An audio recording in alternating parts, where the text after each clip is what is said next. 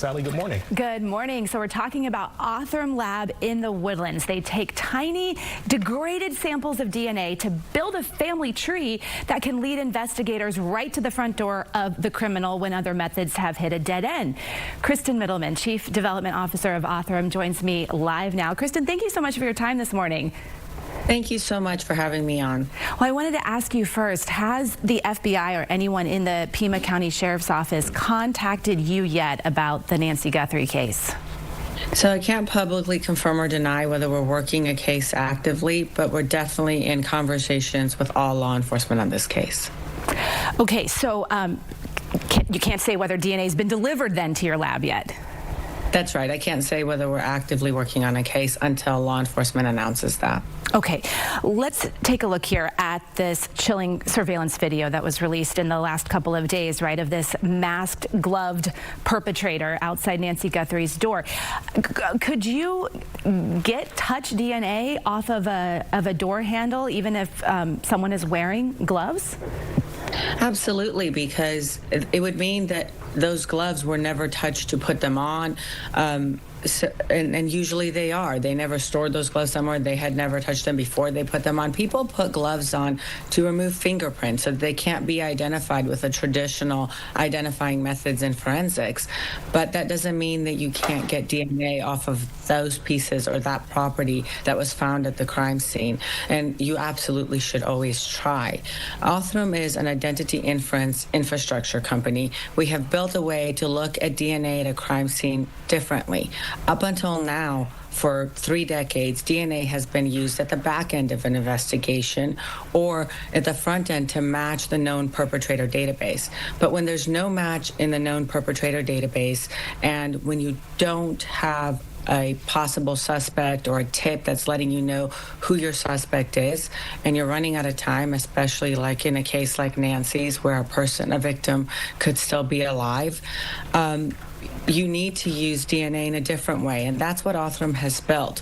We build profiles that have hundreds of thousands of markers, and then together with genealogical methods, we are able to infer someone's identity from all the DNA left at the crime scene. So if we were given all the objects that might have DNA on them, maybe the bed sheet because the perpetrator had a piece of sweat drop or something, anything, during spit maybe, during the struggle when he was pulling anything. You could think of so many different things in the house, and the investigators would be the ones that would know what the best pieces are to grab. Sure. And we would be able to build all these profiles. And yes, maybe some of them would match Nancy, some of them would match family that should have been there, some of them might match people that came into the house after, but some would match an unknown perpetrator, and those are the ones that law enforcement then follow up on. So what's the turnaround time, Kristen? We can build these profiles in less than a day. We usually start giving information to law enforcement within the first 24 to 48 hours.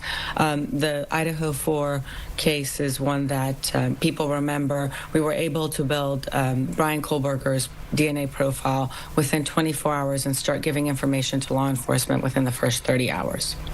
That is incredible. So let me understand, does this rely on people, everyday people who are not criminals, consenting to have their DNA in a database? And how many profiles do you have then? It does rely on that, and so we run the largest database that is consented for law enforcement use for forensics. It's known as Family Tree DNA. There are a few million profiles in that database, and that is enough because the technology is not premised on a match, so you do not have to have everyone in the database to match them like you would with standard STR testing. You only need a few % of the population to match everyone because you're looking at 6th cousins, 5th cousins, 4th cousins. And so therefore, there are enough people in these databases that have already consented for law enforcement use for us to be able to solve almost all of the investigations that we are a part of fairly quickly.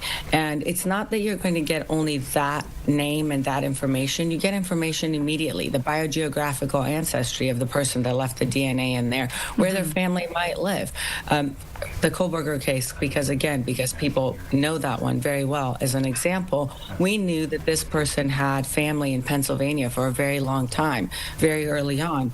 So it was a clue for law enforcement to look and see if they had any white Elantras that had Pennsylvania plates. Right. And there were only a few, right? There are so many clues that you get from the DNA. Just like everyone looks at the visual feed, the camera feed, and the digital records that ping at the towers at the location early on, people should look at the identity feed, the DNA that is left at the crime scene, and piece it together the same way. Well, there's so much happening behind the scenes that the FBI is not telling us.